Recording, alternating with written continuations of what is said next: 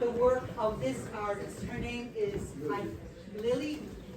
It's Lilia. Lilia, is that correct?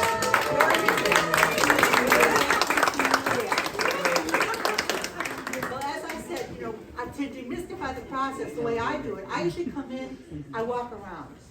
And I'll walk around fairly quickly to kind of digest the show. And I might walk around a few more times. Whether the show is big or small, it doesn't matter. I have to see the whole thing. So I'm not even reading the titles, I'm not even reading the people's names right away. And then I start to slow up. And then it's as if certain work starts to speak to me and I start to come to the work. So it's kind of a meeting that work draws me, it holds me, right? And I thought your work did that to me. She has these crazy titles here. The morning 1, the morning 2, and the morning 3. Yep. I thought that was so funny. But anyway, I really thought this was so beautiful. And as we know, contrast is so important. For all of you that can't see this, this is a painting of a chair and a table with a pair of socks over the chair and a cigarette, I believe. That's a drawing. That's a drawing? That's a drawing. What do you mean it's a drawing? She used with ink and chalk. Right. No, I understand. But for me, that Paint was... is good enough for me. Yeah, that was, oh, I see. That was so beautiful because of the contrast of the geometry and the softness of the socks and then the smoke against the geometry. I thought that was really beautiful. It was really beautiful observed, really beautifully observed. I want to say thank you, Jessie, because my English is not good. So Jessie, for us, a picture in our league for over a decade has proven to be more than just a talented artist unafraid to tackle social issue head on. Jessie also excels as an exceptional teacher, employing his unique method to unlock students' ability, like me. Yeah, unlock me. Jessie consistently walks the fine line, challenging us with tasks slightly beyond our comfort zone. So, for instance, during warm-ups, Jessie prompts us to sketch without hesitation or even glancing at the paper, while he counts aloud 5 seconds on the drawing only. Surprisingly, the results are impressive. Yeah, sometimes. Over the years, Jessie has transformed my drawing enthusiast into individuals with distinct style and voices. Look at this.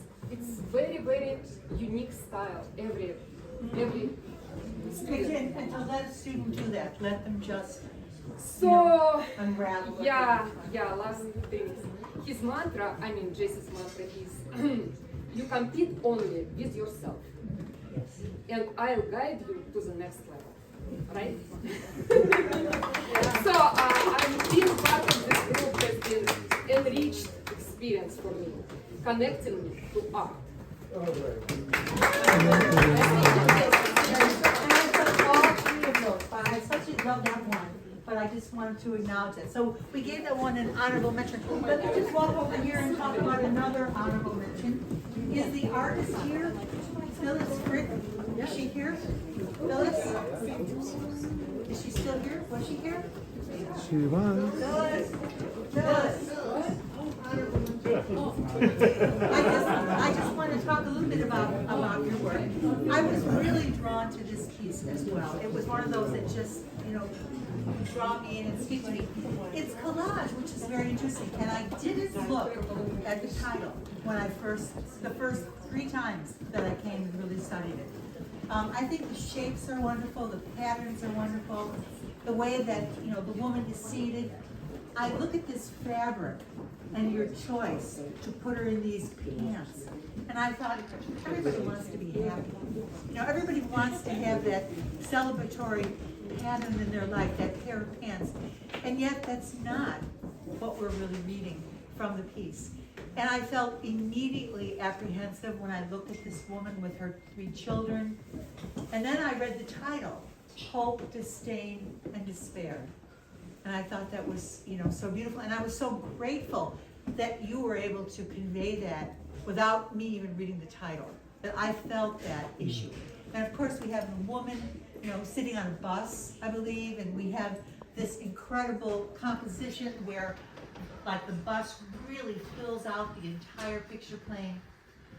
And it's just an emotional piece, and it's also an unusual way to use like the collage method. I love the fact that her skin has that marbly look, and then the other figures are slightly different. All those beautiful rosy and magenta tones. And then, of course, I have to say, the Egyptians. The Egyptians are the absolute delight. You kind of end there and you go, what? And it's so great that you included that. So congratulations, this is a wonderful piece. When photography was invented, it had that incredible ability to capture everything, every detail, every aspect of a visual scene. But here we have somebody who's not letting us in all the way. We see this head, which I think is so great. This is like the visual audience as a stand-in. And it reminds me of those chickens in Africa that are all spotted. I've always loved those chickens, that wonderful, almost a polka dot. And then I see what I believe looks like a self-portrait. Is that a self-portrait in the mirror, or is that just someone else? No, that's the gentleman putting his makeup on. I see, he's putting his makeup on. I wasn't even sure what was happening. I just love the fact that it was dark, that the color was so restrained, just used in little bits and pieces. And then it's a very closed scene, and yet here we have this stairway that gives us some release. So I felt that this photograph, although not a painting, I felt it had a painter's eye, in that it was dealing with all these different shapes and color in such a way, and I thought it was just very, very intriguing. So, congratulations. You've got a really good job. Third place choice. And it's a drawing that I really love. Peggy Dee.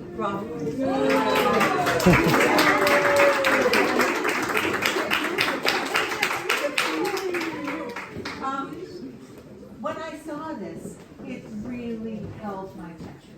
I walked around and I just kept coming back to it. And it's a line drawing primarily.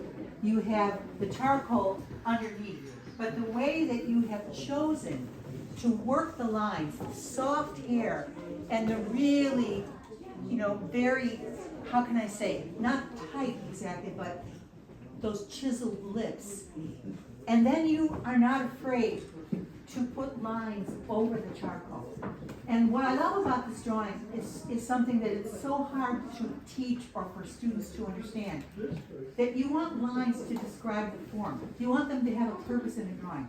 You don't want them to be self-indulgent, just that it's good mark making. And all of these lines are very honest and sincere in describing this person. And I don't know, whether this is somebody that you're like related to or that you know very well, but for me, it was very touching. And the way that you used very little line in the clothing, there's all of that. When you have a face that's that large, it's already commanded, right? The scale of it is grabbing you. And then you have it go off the paper like this. And that, once again, is telling us this is happening in your space. This is not happening in some window somewhere. This is coming out and she's living with us. So I thought that was, very, very important. Degas, the painter, famous for the ballerinas, but really he's just a great line person. He did a lot of pastels, and he was never afraid to go into a painting that was supposedly finished and draw right on it, because it wasn't quite right yet. And I think that when you have a drawing, you have to really work at that to get it so the form is really there, no matter the cost. And then all the feeling that you had is locked in here. all those layers. It really is wonderful that it kind of locks in. So congratulations. Okay, we're going to go to this watercolor painting over here, and I have to say the name. I hope I get it right. Tony. Armendariz. Say your name again. Armendariz. Armendariz. Oh, I can't say it. Armendariz. Armendariz. There you go. Now, this is really a beautiful painting. And I have to say, obviously, we all know that Tony's got great technique. But I usually like to tell my students who are all on the young side, it's like kissing. If you just think about what great technique the person has, you've missed the point, right? So technique is wonderful, but it's never enough. My wife. Never enough. So we look at this, and obviously Tony can really draw. He's got that fantastic ability to pick things out. He knows how to model that face. And yet, this is, oh my goodness, this is so beautiful. We just want to stay there for a while, just stay in that place. I think what it is too is that it's such a fast-paced world. When somebody slows down and they record all these slight changes in value and color and form, we're grateful. We're grateful that somebody took the time to slow us down. And I really feel that when I look at all this detail. I'm not a detailed painter, so it's not that I'm praising you for something, that I think I should be. It's not that way. When I was a student at the U of I, they had a small gallery, and they had a Rembrandt painting. It was a self-portrait. And the self-portrait was of an old man, and you could actually see the stubble under his skin. And I was a hippie, and the Vietnam War was going on, and there were such bigger issues in my life. But I would go down there and I would look at that painting, and I was so grateful. I didn't even understand it, that it was so beautifully done, so beautifully observed. And he felt the need to tell that tale of that older person. So great technique in this ability to observe and put it all down. But then you've got the waterfall. Then he just uses red. Why do we ever say we can't use red? Look at how wonderful that is. But this is what makes this painting so beautiful in my mind, in my eyes, is that you use the background and the shirt to balance the tightness. It could have been too full of technique. It could have been, but it's not, because you've got that great balance. So, don't forget about that kissing. I have to tell myself that sometimes. That's the point. Anyway.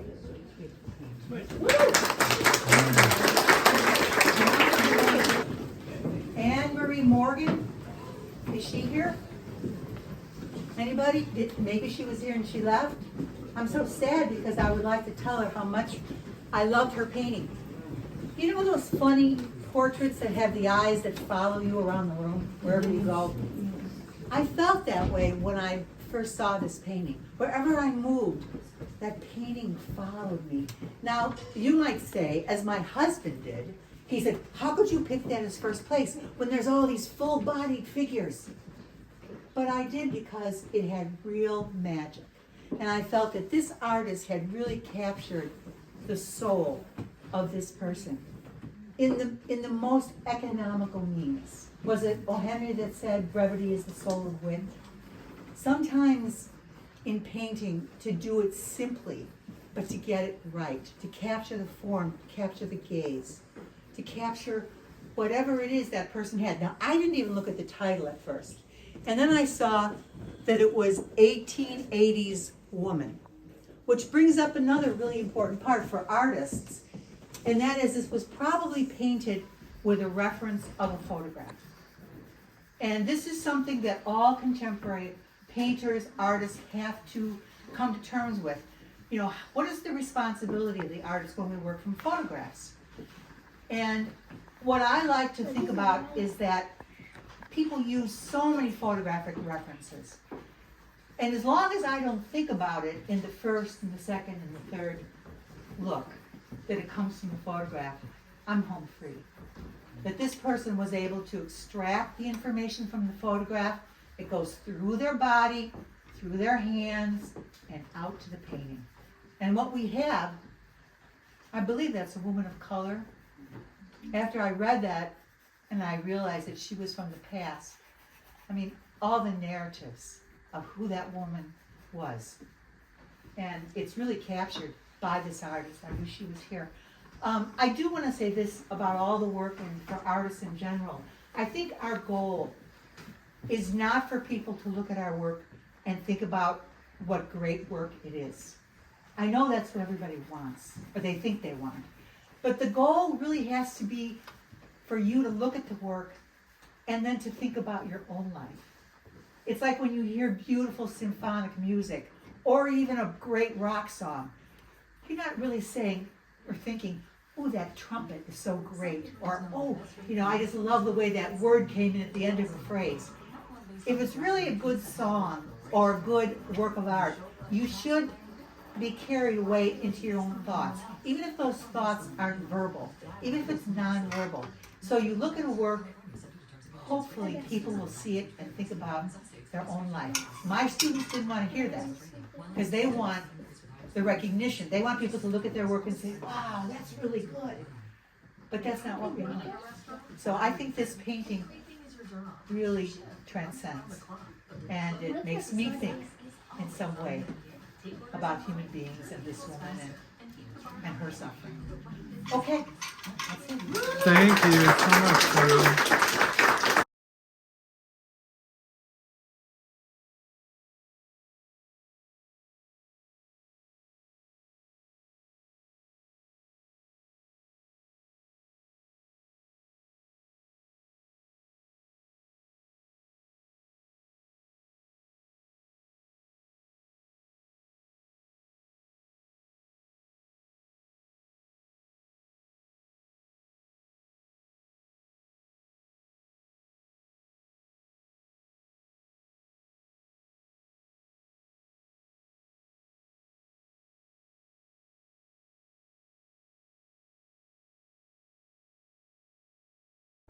I can't learn from him.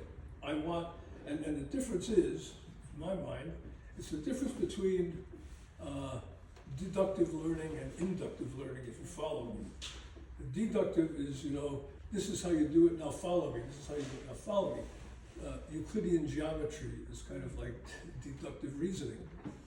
Inductive, you kind of learn through experience, but it's not pure trial and error. It's a kind of guided trial and maybe error or maybe new trial and so forth.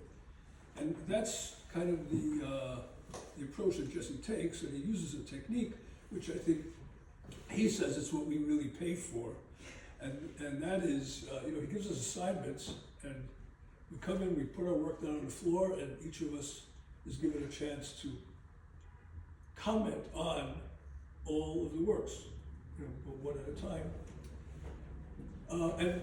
And Jesse tries to keep us kind of within certain parameters. So he wants us to be as objective as possible. So we're asked to talk about such things as negative space positives. What I was doing. And when we moved to Oak Park, it was probably a little over 6 months after we moved to Oak Park, I had stumbled across OPAL, and I had come into the gallery, and actually one of Jesse's pieces was hanging out, and I was blown away. And I thought, that is somebody that I want to learn from. And didn't know what I was getting myself into.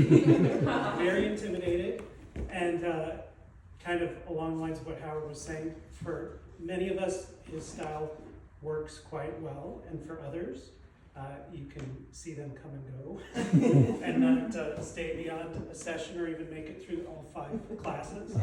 But there's a huge benefit to being with a group of people who have the same assignments.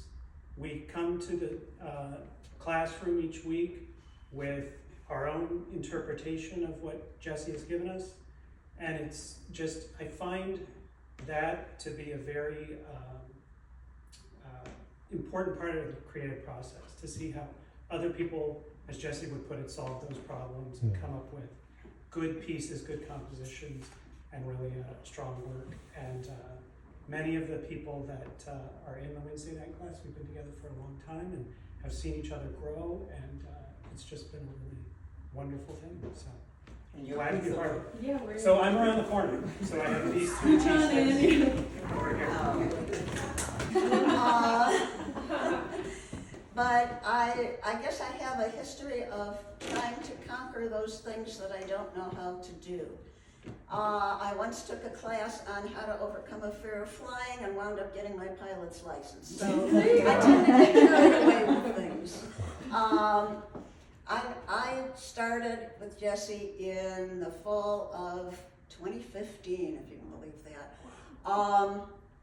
First things I used to do was I'd do the homework, but then I'd get frustrated and couldn't finish it, so I'd cut out this little picture from a magazine and slap it on there like collage to complete the picture. But I have since developed a schedule for when I'm working on the homework. On Thursday and Friday, I plan it out. On Saturday and Sunday, I draw it in pencil. Oops, I'm giving away all my secrets. Monday and Tuesday, I fill it in. Wednesday, I leave it on the dining room table and I walk back and forth, and I'll see a little thing that needs to be erased or something else that needs to be darkened or lightened. And finally, I come into class on Wednesday, I put it down for a critique, and I just pray that it will pass muster. Yeah, I've been working on it for a long time. I am fortunate to have in my dining room, my kids were competitive swimmers, and we were never home for dinner, so I still have an old 1950s Montgomery Ward's Formica table in my dining room that is my work table, and it's easy to sweep all the erasings off of it, which there are many, and keep it clean. But that's where my artwork is born. I've learned to use all the various tools, the smudgers, the different kinds of charcoal, the white charcoal, and lots of erasers. I hate using dirty pink erasers, so every once in a while I dump them in the sink and I wash them real good with Dawn detergent. I'm a neat freak, I hate that. So anyway, I've tried to go step by step. I try my darndest not to compare myself with the work that other people do, because I know that I'm on my own level, and hopefully that gets me through. So that's basically where I'm coming from, and this one is mine. The assignment was to do something in a corner. This one is mine, and the yardboard full of yard tools is over there. Class in high school, a long time ago, and I had to work, so I stopped doing anything with art, and then I found myself looking for something new at my age now. So I've heard that, art can, I don't know, if you're prone to dementia, maybe if you have a hobby, you can, hold off on it. So that's the reason why I got into it, and I don't know, I love a good challenge, Jesse, so I kept coming back. But I just started in August of this year. So yeah, it's been a lot of fun, and it's nice to have two of my pieces here today. And your background? Background, oh my gosh, I'm a social worker. Yeah, I'm in the trenches all the time. Where's your artwork? I have two, walking in eggshells, stockings, and the chair over here. I'm Antonia Rupert. Everyone calls me Tony. And I'm pleased as punch to be here. I was like, I've known Jesse Howard's name for a really long time. If you're in these circles, you just kind of know, right? I had never taken a class with him, and so my schedule became available last year, and I decided to take a class. Someone said it. I didn't know what I was getting into. I was like, oh my goodness. So, but the cool thing about it is that around the same time I started, I also began becoming interested in a master's program. And so with that program, I was instructed to really explore myself and use myself as a subject. And so I came back to Jesse and I was like, I really want to explore my portraiture. Would you be cool with that? And he was like, make it work, you know. So I'm very, very grateful for the opportunity to be able to explore my portraiture in this program. And I'll tell you, I became much more intentional about mark making. Like just, you know, don't just slap something on there, just really be intentional with it, you know. And I'm very grateful for that. So I have 2 pieces in the show. I have the obvious self-portrait jewelry, and then the other one. And I will say something about Libations for George. I could not figure out, my uncle passed away last year. We were in class and I was like, I couldn't figure out a way to give honor to him. And Libations for George is my initial recognition of my uncle. So thank you. Beautiful. Thank you. Thank you, everybody.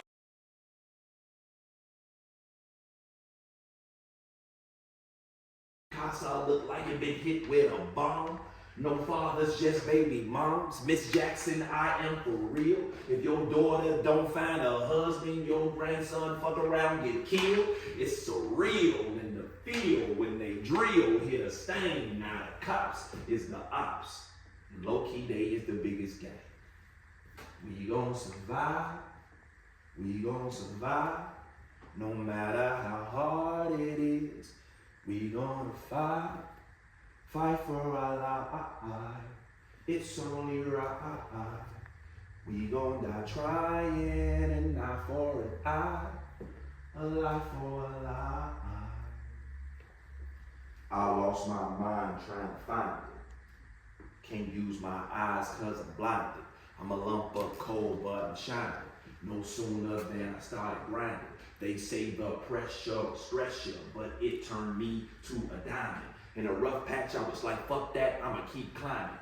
No, I ain't signing, but I'ma keep rhyming. Hard bars, God bars, songs in the key of the Most High, cause I'm still alive and I will survive in the city where the most die.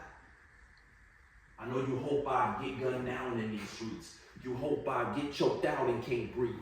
You hope I'm in your hood and I'm in my hood and I'm strapped with my skills and teeth. Give us free. We gon' survive. We gon' survive. No matter how hard it is. We gon' fight. Fight for our life. It's only right. We gon' die trying and not for an eye. A life for a life.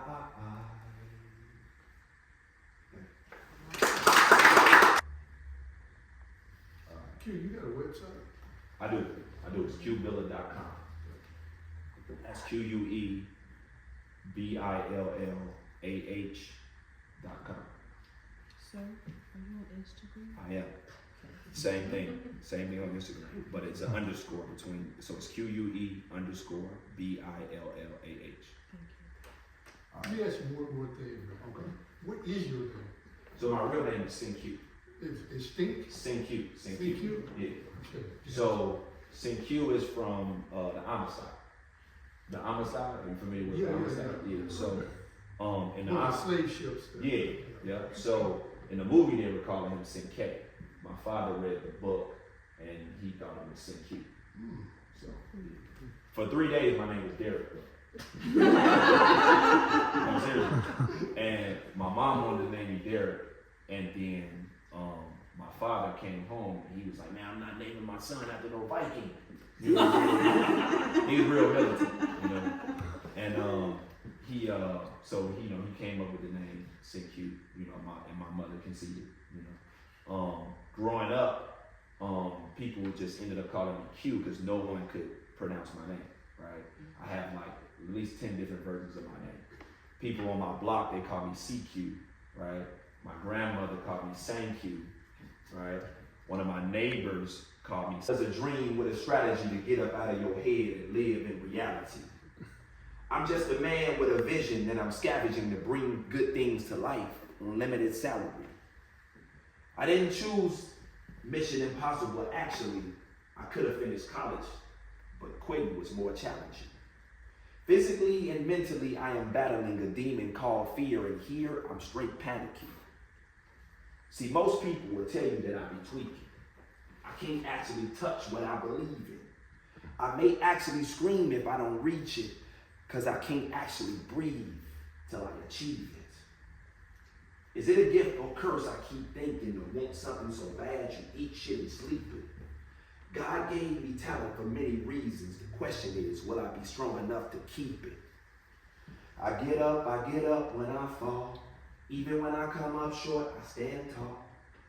I refuse to lose to my flaws, and never will I ever give up, and that's law. I get up when I fall. Even when I come up short, I stand tall. And they say I'm a dreamer, cause I can't tell a dream from reality, cause I'm a believer. I woke up this morning wanting to give up, but the way my God set up, he makes me go hard and never let up. Even when I'm losing my charge and feeling fed up, early morning, no alarm, I can hear him screaming, get up. I hit the snooze twice, then sit up. Another day alive. Cause living in a shy, every day you could have died. Neighborhood schools make you wish your mama lied. When the classmate's late, it's another homicide. Safe to say, another mama cried. I used to didn't care as long as it wasn't mine. Scene of the crime, we was taught to play blind. Tears never made sense. All we see is dollar signs. So what's the sign of the times? I did 3 to 9 in a prison of the mind. Now I'm on the road doing shows, trying to find freedom in a speech every time I spit a rhyme. I get up when I fall. Even when I come up short, I stand tall. I refuse to lose to my flaws, and never will I ever give up, and that's law. I get up when I fall. Even when I come up short, I stand tall. And they say I'm a dreamer, cause I can tell a dream from reality, cause I'm a believer. Realizing I'm the ruler of my destiny, I'm cooking up a recipe to make something from nothing, a Q Villah specialty. Your Melly the man and Villah can't do it. If Villah can't do it, then can't, I won't use it. In a sentence that starts with I, because the beginning of my limit, it starts with sky. That's my daughter. Since my ending is infinite, just park your ride. And stay the fuck up out my lane when I start to drive. To the hole like D rolls with these flows killing. Stay on my grind time while these bros chilling. Chill, don't pay no bills in this building. So I play the cards that God dealt, no misdealing. I got the feeling that anything could happen if you speak it to existence and use your body to back it. I'm not slacking till the job gets done. I got 99 problems, but a blessing gon' come. I get up when I fall. Even when I come up short, I stand tall. I refuse to lose to my flaws, and never will I ever give up, and that's law. I get up when I fall. Even when I come up short, I stand tall. And they say I'm a dreamer, cause I can tell a dream from reality, cause I'm a believer. Thank you.